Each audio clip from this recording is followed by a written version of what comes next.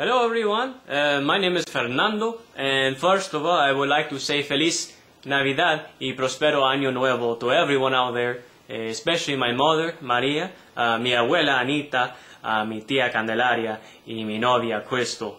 To all of you out there, Merry Christmas.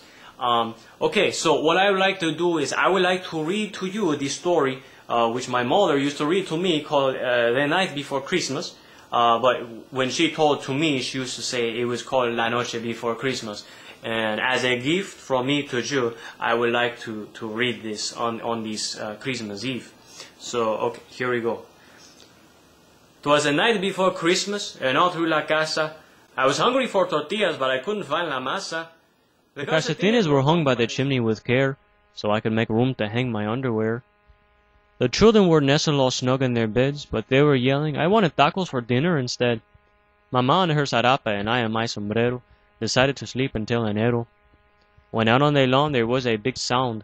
I was hoping it was not I, la migra, just found. I sprang from my bed, I decided to look out, to make sure my lights were turned out. The moon was up high, shining down on the snow. I woke up my familia and said, It's la migra, let's go. When what to my wondering eye should appear but a miniature sleigh and 8 tiny reindeer.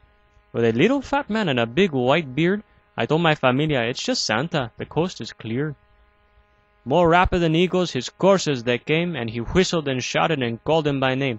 Now loco, now tonto, now tito and puente, on chupi, on cupid, on sense and jefe. To the top of the porch, to the top of the wall, ándale, ándale, before I go AWOL. As Santa and his crew continued to fly, my children said, wow, he really is a fat guy. So up on the housetop, they decided to stop. I yelled, hey Santa, down here, my toys you can drop. And then in a twinkling I heard on the roof the prancing and pawing of each little hoof. He continued to walk on the ledge up there, and before I knew it, he jumped down the chimney without a care. He dressed all in fur from his head to his foot, and his clothes were all tarnished with ashes and soot. I thought, oh pendejo, why you gonna do that?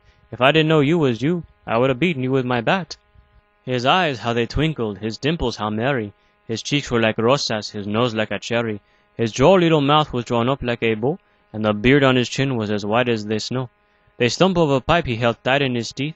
I told him no smoking in my house, capiche? He had a broad face and a little round belly that shook when he laughed like a bowl full of jelly. He was chubby and plump and invading my home. I really hope he was Santa, and not some cabron. A wink of his eye and a twist of his head soon led me to know I had nothing to dread. He didn't say nothing, but went straight to the plato, where instead of some cookies, we left out a taco. And laying his finger aside of his nose, and giving a nod up that chimney he rose. He jumped in his sleigh and whipped the reindeer real good, a real odd sight for Christmas in the hood. He turned and he said to all in the streets, Feliz Navidad to all of my peeps. At the end. Now again, I hope you like this story. It's something my mother used to tell me. And again, Feliz Navidad to everyone. And Feliz Año Nuevo. And I hope you enjoy this story from me to you. And okay, good night, goodbye.